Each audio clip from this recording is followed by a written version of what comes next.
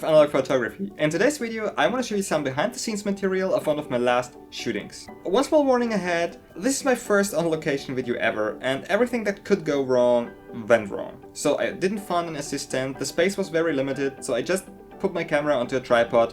I left it running and recording all the time, so I just put together some wild pieces of static background material, thrown some fancy music onto it, which is by far too loud, I guess.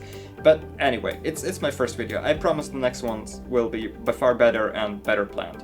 But since my focus was not on the video but on the photo shoot, I hope you can forgive me. Let's talk about the photo shoot itself. The photo shoot itself was a black and white boudoir shoot, shot on Hasselblad 500cm on the medium format side and on a Nikon F55 on 35mm side. The Nikon F55 was loaded with RPX 400 and the Hasselblad was loaded with Tri-X 400. If you do not want to watch the whole video, just jump right at the end of the video, there you can see some results.